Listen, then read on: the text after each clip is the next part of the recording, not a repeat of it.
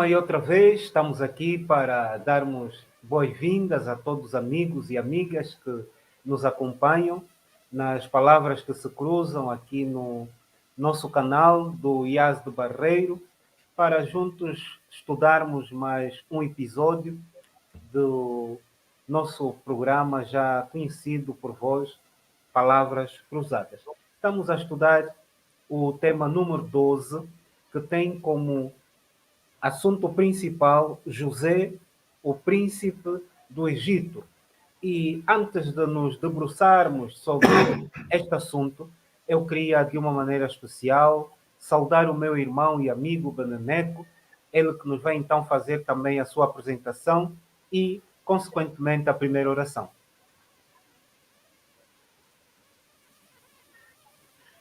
Saudamos a todos com a paz do Senhor e Senhor Jesus Cristo, é claro. Nós agradecemos a oportunidade que Deus nos dá para estarmos aqui a cruzar as palavras então da lição número 12. E como disse muito bem o Mano Brown, não sem antes pedirmos a bênção para que o Senhor nos acompanhe e guie esse programa. Então vamos orar. Pai nosso que está no céu, nós te agradecemos por mais uma oportunidade que nos concede, por mais um dia, por mais dias que o Senhor ainda nos vai dar, por esse programa Palavras Cruzadas em torno da lição número 12, um tema muito importante para nossas vidas, enquanto palavras que nos faltam nessa hora, queremos pedir que o Espírito Santo nos acompanhe, nos assista, esteja conosco e assegure todos os equipamentos, as nossas vozes, as nossas ideias, os nossos ideais, as nossas afeições e tudo o que nós queremos falar, seja aquilo que o Senhor preparou para nós, para nos enriquecermos espiritualmente e todos aqueles que nos assistem. Amém. Pedimos estes favores em nome de Jesus, nosso Salvador. Amém. Amém. Amém. Então, obrigado, Beneneco, por estar aqui conosco. Vamos cruzando aqui as palavras, uma e outra, para que compreendamos e façamos compreender aqueles que nos escutam, quer os que estão em casa, como os que posteriormente terão então o privilégio de poderem acompanhar este programa. E falar de José, segundo o autor da lição, é uma questão muito prática, porque a vida de José foi uma vida de muita ação, muita atividade, e dos versículos, ou seja, do capítulo 37 do livro de Gênesis, só se fala de José. E é importante nós aqui compreendermos como foi a vida deste homem no Egito. E aqui nós conseguimos ver que José, já um líder no Egito, não é? Porque tinha sido vendido pelos seus irmãos e a ideia inicial dos irmãos era matá-lo e, infelizmente, muitas vezes nas famílias em que estamos inseridos, existem esses aspectos de inveja, supremacia, o ódio, a raiva, são ideias que são trazidas por causa do pecado, mas felizmente José não foi morto pelos seus irmãos. E aqui nós vimos a intervenção de Rubem, que foi conduzido pelo Espírito de Deus para que José então lhe fosse preservada a vida. E há um outro aspecto aqui na introdução que é importante nós dizermos, que é o seguinte: este sentimento ou estes sentimentos maus que os irmãos de José nutriam contra ele foi também muito por culpa daquilo que Jacó, agora Israel, deu a entender aos seus filhos, tratando José de maneira diferenciada em relação aos 11 rapazes que ele tinha. Exatamente. E é importante deixarmos aqui também algumas notas em relação a isso. Nós que somos pais, temos filhos e poderemos, de uma maneira ou de outra, estar a tratar de uma forma diferente um ou outro filho. Eles vão notando isso e vão nutrindo sentimentos nada abonatórios em relação aos outros irmãos, o que pode comprometer a vida deles no futuro. Então, eu acredito que o Beneneco deve ter aí mais motivos, documentários para a nossa introdução em relação à lição número 12. Sim, muito bem dito. Dizer que a partir dos capítulos 39 até mesmo 50, vemos aqui o núcleo do livro de Gênesis e o personagem principal, dentre vários patriarcas que a Bíblia menciona, vai nos apresentando, sendo José. Uns até o apelidaram de José do Egito. Exatamente. Portanto, eu diria mesmo que José ocupa aqui um lugar de destaque, portanto, os seres humanos não têm nenhum mérito, exato, mas porque Deus assim entendeu, Deus que conhece o fim desde o princípio, Deus que conhece os nossos corações, entendeu que seria para o José que muito da promessa que ele fez a Abraão iria se cumprir. E em todas as peripécias que José passou, por tudo que ele sofreu, Deus estava com ele. Há cerca de 5 passagens consecutivas no capítulo 39 e também 40 de Gênesis, onde diz que Deus estava com José, Deus estava com José, Deus estava com José. Então, eu também reitero isso, que em todos os sofrimentos que José passou, a partir dos 17 anos para frente, Deus estava com ele. E ainda dizer que quando José foi interrogado pelos irmãos e por Jacob, de que principalmente no segundo sonho, onde Jacob disse, então isso significa que eu, a tua mãe e os teus irmãos vamos nos ajoelhar diante de ti. Ele não respondeu. E ao não responder, parecia que ele estava a querer tirar proveito para si, mas nós entendemos, e eu não vou dizer que Deus escreve direito em linhas tortas, Deus escreve direito em linhas direitas mesmo. Deu a entender que aquele sonho, ou seja, a partir daquele sonho, a promessa que Deus fez a Abraão de tornar uma grande nação e que viria a ser Israel, que, como o Mano Durão já disse, só se cumpriria em José. E só Deus transforma mal em bem. Só Deus que consegue fazer isso. Sem Jacob saber, e se calhar por isso ele também não comentou muito sobre o segundo sonho. No primeiro ele não disse nada. No segundo sonho ele só perguntou e depois não falou mais nada. Se calhar é por isso, né, que depois veio, ou seja, tudo aquilo que viria a ser Jacob e a sua família no futuro, passou pelo segundo sonho que José teve. Ou seja, também importa dizer que quer eu, quer os irmãos que nos assistem, não devemos avaliar o livro pela capa. Amém. Foi isso que os irmãos fizeram. Amém. Jacob e os irmãos avaliaram José apenas por aquilo que ele disse e por aquilo que ele apresentava no dia a dia. E isso pode ser um erro. E foi um erro na vida deles.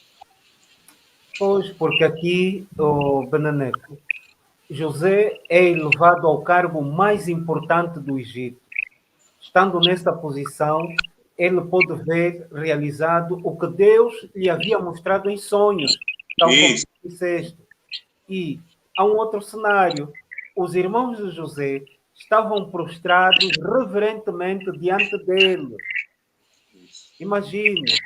Agora, aqui eu faria algumas perguntas. O que deveria fazer com eles? Vingança pelo mal que lhe causaram? Perdoá-los e esquecer completamente o passado? Mas aqui a resposta, meus irmãos, é que para um crente como José, o perdão é a única opção. Exatamente. No entanto, não é um perdão cego. Ou seja, um perdão que eu não sei como é que ele perdoou, mas o importante é que perdoou. Não, não é isso. Por isso é que José, e para aqueles que estudaram a lição tal como nós, José queria ter a certeza de que a história não se voltaria a repetir. Exatamente, exatamente. É isso que Deus pede de nós, irmãos. É isso que Deus quer ver na nossa vida. Que os erros que cometemos no passado não se repitam no futuro. Isso, Está a ver? isso. É isso que José queria confirmar com os irmãos, conforme nós estamos na lição. Exatamente. E também dizer que depois do sonho do faraó, José,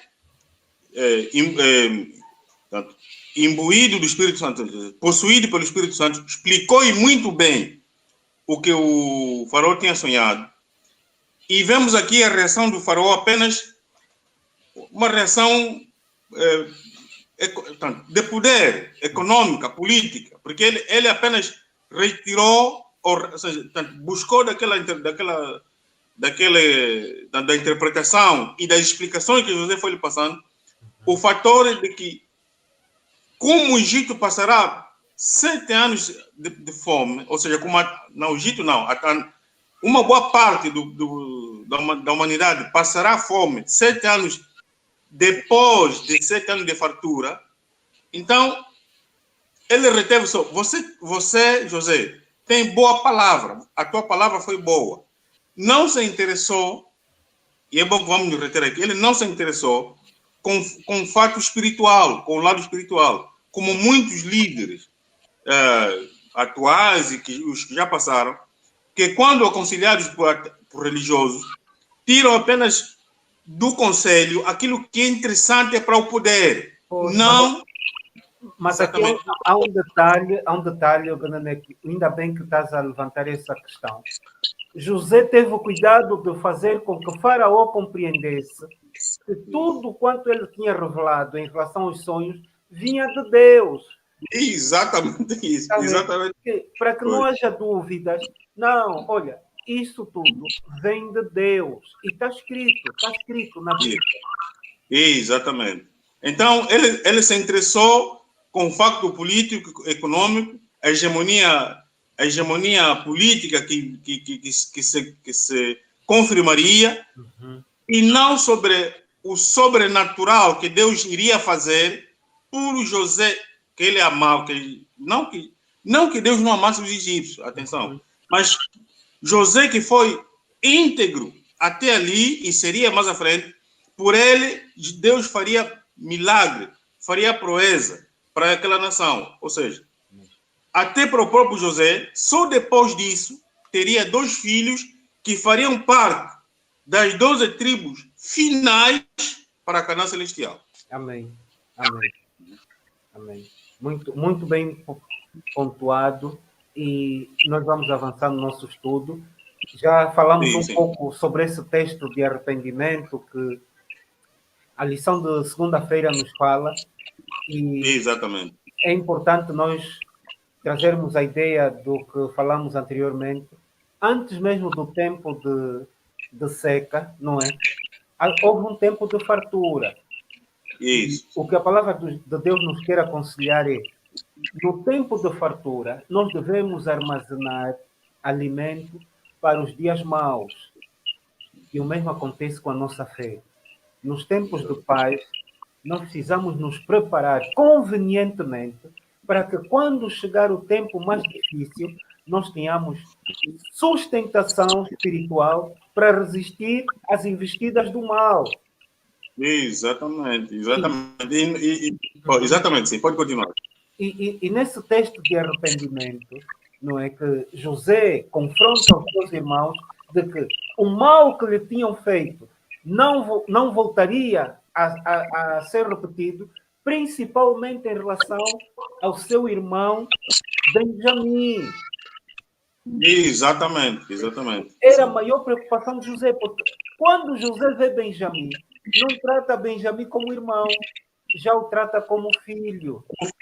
Exatamente. Denotando o afeto, o carinho e, acima de tudo, a grande preocupação que ele tinha com relação ao seu irmão. Por isso é que, Isso.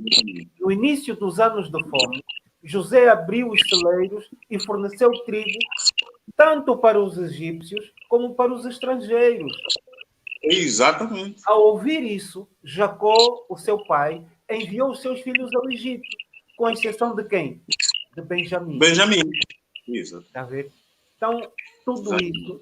Por isso, nós temos que estudar a Bíblia, temos que ter tempo de estar com Deus, estudando a Bíblia, para irmos aprendendo algumas lições que são vitais para a nossa vida. Exatamente.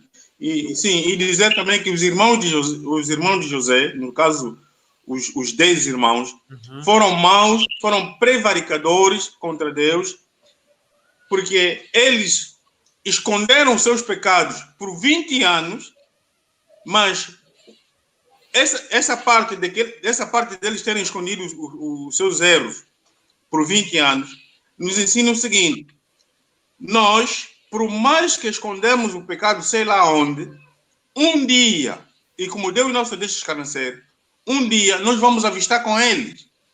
Há quem diga que se nós não nos arrependemos dos nossos pecados, o que vai acontecer no fim é nós vermos os nossos pecados estampados nos umbrais das portas da eternidade, não para nós entrarmos, mas para nós não entrarmos na Canaã celestial. Então, chegou a fome, foi a altura em que eles bateram com a testa na porta para avistarem com seus pecados. Dizer também que favorecer Benjamim, como José estava a fazer, era, quer dizer, porque assim, quando nós pecamos, Deus nos chama a juízo. Ele conversa conosco, ele nos pergunta, pergunta aqui, pergunta ali, dá essa saída, dá aquela entrada. Tudo isso, e às vezes até pode ser sofrível, é para nos trazer a claridade, o nosso erro. Foi o que José estava a fazer com seus irmãos. Portanto, favorecer Benjamim era um teste que ele estava a fazer aos irmãos, aos 9 irmãos, para ver se eles continuavam na prática dos seus erros. Exatamente. Naquilo que eles fizeram a ele. Portanto, sendo Benjamim, não irmão de pai e mãe com muitos deles aí, será que estavam a fazer o que eles fizeram comigo? Será que estão a invejar também Benjamim como fizeram a mim? E vamos dizer que só Judá é que depois percebeu o teste que ele estava a fazer mais tarde. Mas por quê? Primeiro, José reconheceu os seus irmãos, mas os irmãos não reconheceram José. E não. José decidiu testá-los. E o texto foi eficaz. Como eles não sabiam que José os entendia, não é? Eles falavam livremente. Exatamente. Mas agora, tal como o Benaneco disse, há certos paralelismos entre esta cena e a última vez que eles se viram, 20 anos antes. Exato. Por exemplo, disseram um ao outro, não é? Quando estavam a tentar vender, se matam, se não matam, e Judá teve um comportamento desviante. Um comportamento, há 20 anos atrás, nada abonatório. Exatamente. Mas, se voltarmos na atualidade, já vimos um Judá diferente. Exatamente. Está a ver? Um Judá diferente. E José notou isso. Está a ver? E depois, Rubem disse, não derrameis sangue, não derrameis sangue. E Judá o que é que diz 20 anos depois? Se nos demanda, ou seja, nós não podemos ser culpados do sangue de Benjamim. Exatamente. Quer dizer, e no momento eles puseram José no cárcere de uma forma indireta, não é? Sim. E no outro momento eles pediram que eles fossem colocados no cárcere. Exatamente. Seja, exatamente. Então, o pecado cega o nosso entendimento. Exatamente. Só o arrependimento é capaz de nos trazer de volta a paz que Cristo coloca no nosso coração. Só mesmo o arrependimento. E dizer que, avançando no nosso estudo, o tempo também, temos muita coisa para falar, mas o tempo também avança tão rápido. Quando ele disse que eu sou José, eu sou o José. Eles ficaram assim, mas José? Não acreditaram. Aquele que vocês venderam pode dizer, epa, é o nosso irmão. Então, e vemos aqui, ainda falando de Judá, Judá disse, é preferível que eu substitua Benjamim na prisão, que ele ficar na prisão, porque quando for me dizer ao nosso pai, que já chorou por muito tempo a morte de José, que afinal vive, ele não vai acreditar. Nós poderemos acelerar com a morte dele. É melhor que eu fique no lugar de Benjamim. Mas essa lição, esse ato de Judá, nos diz que, e porque é da linhagem de Judá que viria o Salvador, nos diz que Judá substituiu Benjamim como o redentor, usou uma figura de redentor de Benjamim, o que Jesus veio fazer para nos redimir dos nossos pecados, onde só nós somos culpados. Eles, né, Judá e os outros irmãos, eram os únicos culpados de tantos pecados que eles cometeram contra José. Vê como é que Deus transforma o caráter das pessoas. 20 anos atrás, sim, era Judá a instigar que matassem ou que vendessem José. Exatamente. Passados 20 anos, tem um comportamento redentor em relação ao seu irmão. Exatamente. E pois. Sim, pode falar. É impressionante, é impressionante. Não há palavras quanto a isso. Eu penso que podemos avançar para a outra lição, do Nené, que pode dar seguimento. Sim, ainda sobre o perdão, essa questão do eu sou vosso irmão. Muita gente, é uma lição que nós tiramos aqui, muita gente, né, nos fere, nos feriu, nos fere e poderá nos ferir. A lição que nós tiramos aqui, eu sou José, vosso irmão. E eu faço aqui muitas perguntas. José estava completamente, como é que eu vou dizer, desinteressado em ajudar os irmãos, estava completamente despido do ódio, estava completamente altruísta, não tinha, como humano sofreu muito, nós sabemos isso na lição, desde já estudamos isso, sofreu muito quando foi vendido, sofreu muito na casa de Potifar, ficou 12 anos preso, ele tinha muitos motivos para se vingar dos irmãos, mas ele disse, eu sou José, o vosso irmão. Quando eles pensaram, bom, com a primeira viagem, né, o dinheiro que nos colocaram nas saquetas, que devia servir para comprar esses alimentos, nós estamos a voltar com ele. Isso aqui é prova de que, perdão, nessa segunda viagem nós vamos ficar presos e estamos perdidos para sempre. Ele fez um banquete, ele mandou fazer um banquete para celebrar a festa, não só para almoçar, mas celebrar o reencontro. Porque essa lição de José é de amor, é de fé e é de esperança. Portanto, mostrando que Jesus, que não tem parte no nosso pecado, nunca teve e nunca terá, preferiu morrer por nós e vai estender uma mesa para todos nós quando formos redimidos e definitivamente limpos do pecado. Portanto, muita gente nos fere, vou já terminar essa parte, muita gente nos fere, muita gente poderá nos ferir, mas será que temos condição, como José teve, de usar a graça que só Deus dá a nós para perdoarmos os outros? Pois, porque nessa lição também aprendemos que Deus é o único capaz de transformar o mal em bem. Sim. Irmãos, não é fácil. É só o que eu vos digo, não é fácil. Não é mesmo. Mas não é. Há aqui um detalhe. Os irmãos de José passaram no texto. E eu. Sim. E nós. A igreja. Exatamente. Isso. Quando chegou a hora, José disse, eu sou José. E eles devem ter dito, o quê? É impossível. E ele repetiu, eu sou José, o vosso irmão. Como é que fica, irmãos? Exatamente. Como é que fica?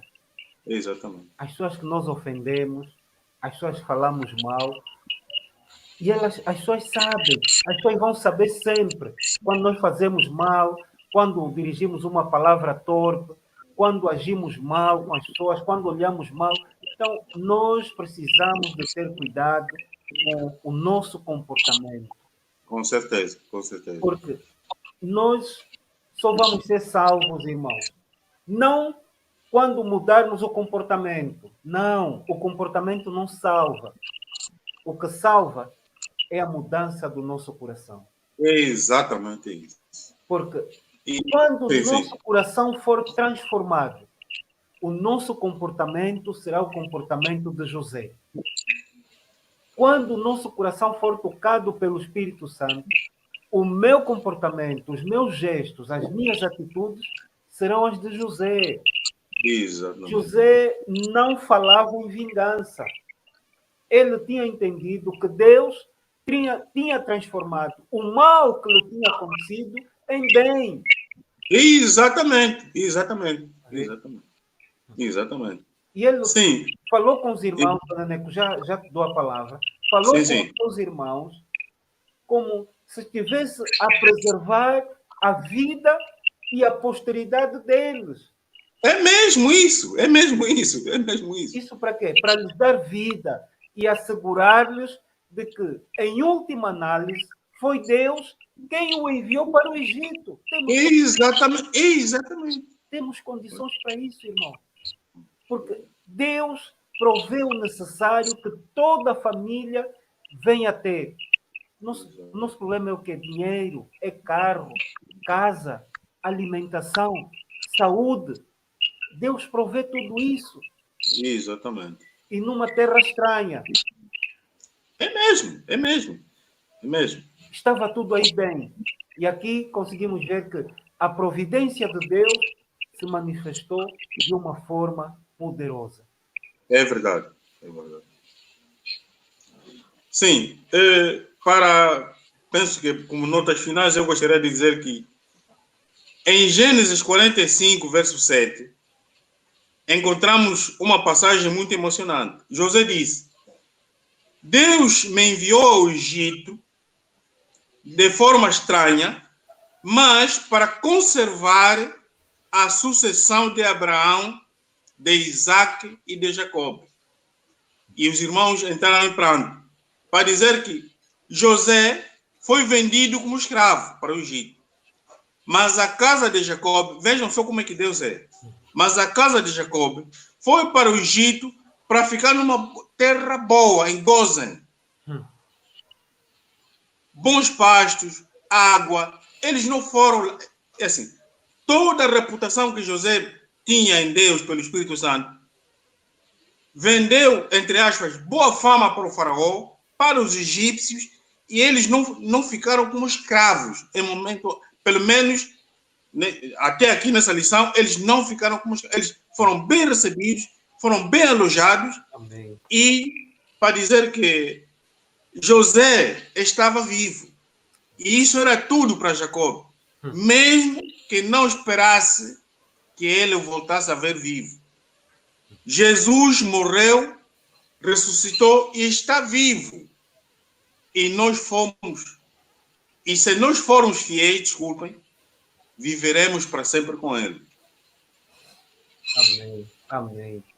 E aqui só uma nota final, diria que, tal como a irmã Ellen White escreveu no livro Patriarcas e Profetas, a página 302, Deus dirigiu os eventos para que a sua luz fosse comunicada ao povo egípcio.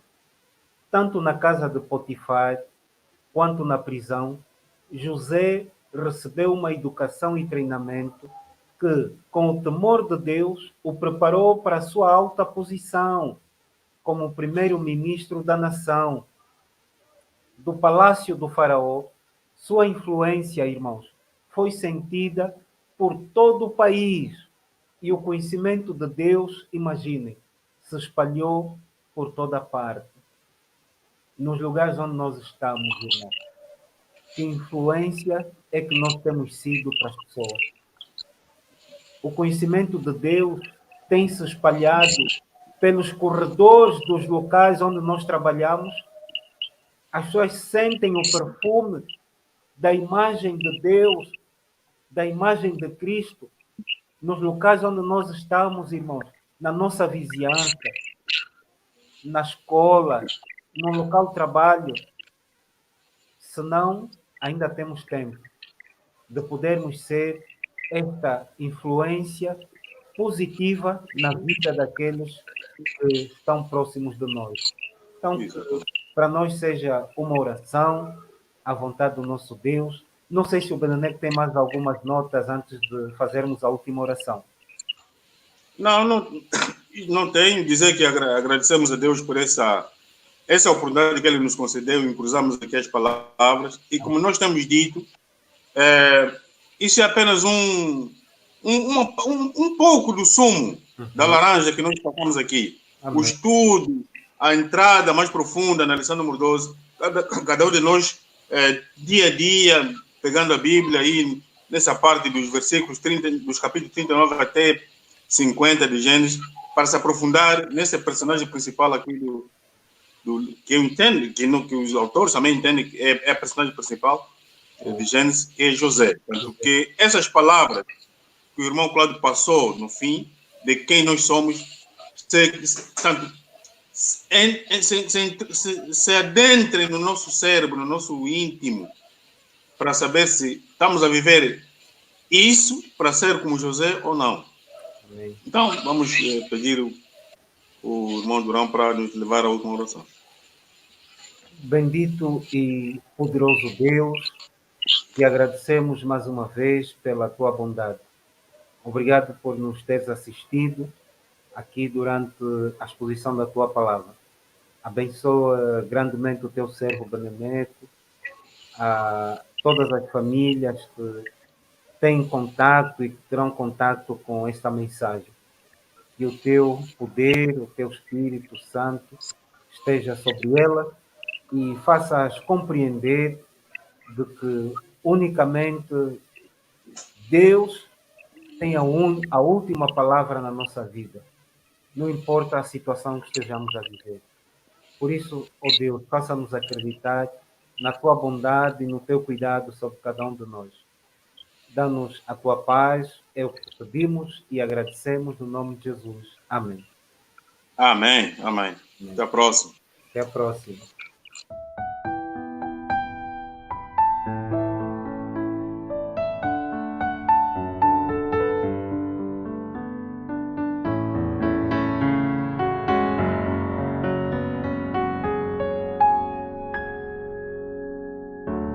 No mundo ainda existem belezas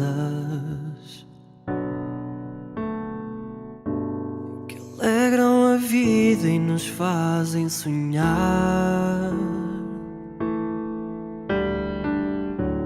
Recantos felizes da natureza, onde qualquer ser humano gostaria de estar.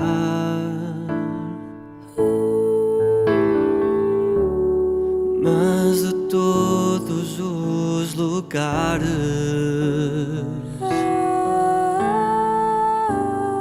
mais bonito e inspirador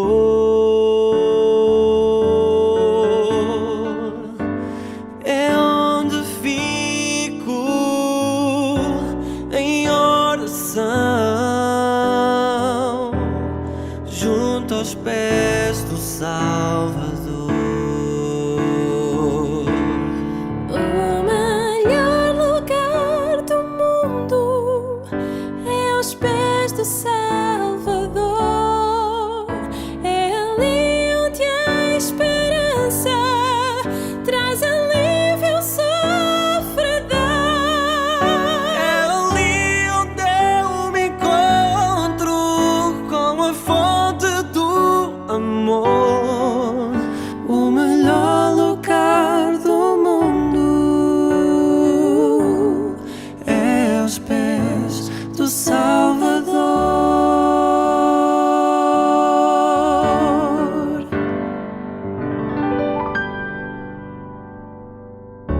Sonhamos com casas que tenham conforto. Talvez numa encosta com vista para o mar. Mas as maravilhas não fazem sentido se Cristo não está em primeiro lugar. Ao sentir a paz de Deus, seu poder e amor profundo, eu posso estar onde for. Estou feliz por me encontrar no melhor lugar do mundo. O melhor lugar do mundo é aos pés do Salvador. É ali onde a esperança traz alívio ao sofredor. É ali onde eu me encontro com a fonte do amor. O melhor lugar do mundo é aos pés do Salvador. É ali onde eu me encontro com a fonte do amor. O melhor lugar do mundo